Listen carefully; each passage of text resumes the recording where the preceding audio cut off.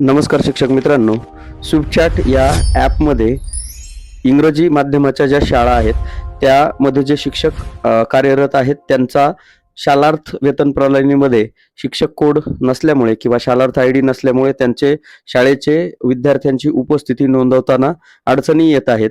आणि आजच्या व्हिडिओमध्ये आपण स्विपचॅट ॲपमध्ये इंग्रजी माध्यमांच्या शाळांसाठी कोणत्या पद्धतीनं नोंदणी करून त्या विद्यार्थ्यांची हजेरी नोंदवता होईल हे पाहणार आहोत. तत्पूर्वी आत्मा सर्वांना नम्र विनंती आहे, चॅनलवर नवीन असाल तर चॅनलला सबस्क्राईब करा.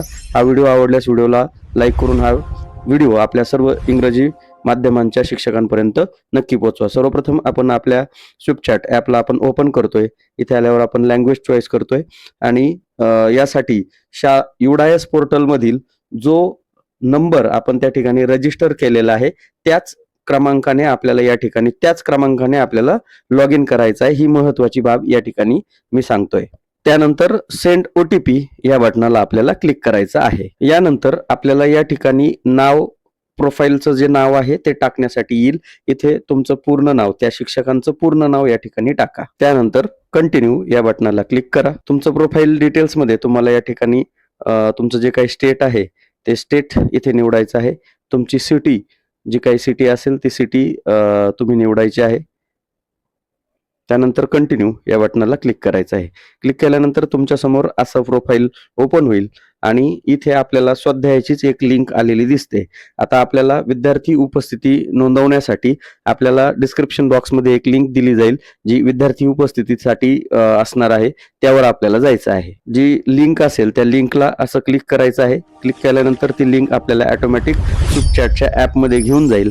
इथे आल्यानंतर तुम्हाला हाय ऑलरेडी आलेला आहे, याला सेंड करायचं आहे.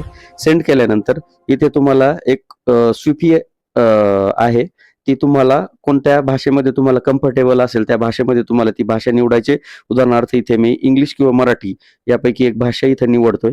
आता इथे आपल्याला पुढील या बटनाला क्लिक करायचं आहे. आता इथे आल्यानंतर आपल्याला शाळेचा UDIS क्रमांक टाकायचा आहे. UDIS क्रमांक टाकून याला सेंड करायचं आहे. सेंड केल्यानंतर आपल्याला आपल्या शाळेचं नाव आलेलं दिसेल आणि तिला होय ही माझी शाळा आहे या टॅबला क्लिक करायचं आहे. आता इथे आपल्याला जे शिक्षक आहेत त्यांचा शिक्षक कोड म्हणजे वेतन प्रणालीमध्ये असलेला शिक्षक कोड इथे प्रविष्ट करा असं सांगते.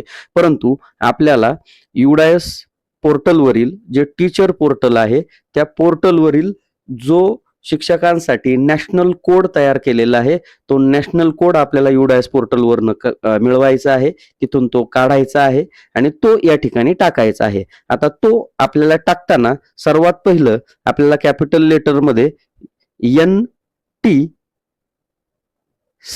असं टाकायचं आहे आणि जो काही तुमचा कोड असेल तो पुढे जसा आहे तसा आपल्याला टाकून घ्यायचा आहे आणि याला सेंड करायचं आहे. सेंड केल्यानंतर तुम्हाला आपलं स्वतःचं नाव त्या ठिकाणी आलेलं दिसेल. याला ही माहिती जर बरोबर असेल तर आपल्याला याला होय माहिती बरोबर आहे याला क्लिक करायचं आहे. क्लिक केल्यानंतर आपल्याला विद्यार्थी उपस्थिती नोंदवा असं दिसेल, यावर आपल्याला क्लिक करायचं आहे. परंतु आता आपल्याला फार उशीर झालेला आहे, उशिरानं आपण व्हिडिओ करतोय, त्यामुळे ही उपस्थिती नोंदवण्याचा जो टाइम आहे तो सकाळी 7 ते सायंकाळी 9 वाजेपर्यंत आपण हे काम करू शकतो. त्यामुळे सध्या तरी उपस्थिती नोंदवायची हा भाग आपण नेक्स्ट व्हिडिओमध्ये करू किंवा इतर ज्या मराठी माध्यमाच्या ज्या शाळा आहेत त्यांच्यासाठी आपण ऑलरेडी स्विपचॅटचा उपस्थिती नोंदवायचा व्हिडिओ केलेला आहे. इथून फक्त जे विद्यार्थी उपस्थित असतील ते सगळ्यांपुढे उपस्थित असतं, जो अनुपस्थित असेल त्याच्या पुढील टॅबला फक्त आपल्याला अनुपस्थित करून ही विद्यार्थी उपस्थिती पुढे पाठवायची असते. या बाबतीत आणखी काही अडचण आल्यास आपण कमेंट बॉक्समध्ये कमेंट करा, संपर्क करा, व्हॉट्सअप ग्रुप जॉईन करा. तिथे तुम्हाला जर अडचण आल्यास त्याचं मार्गदर्शन केलं जाईल. व्हिडिओ आवडल्यास व्हिडिओला लाईक करून हा व्हिडिओ सर्व शिक्षक बांधवांपर्यंत नक्की पाठवा. चॅनलला सबस्क्राईब करून घ्या. धन्यवाद.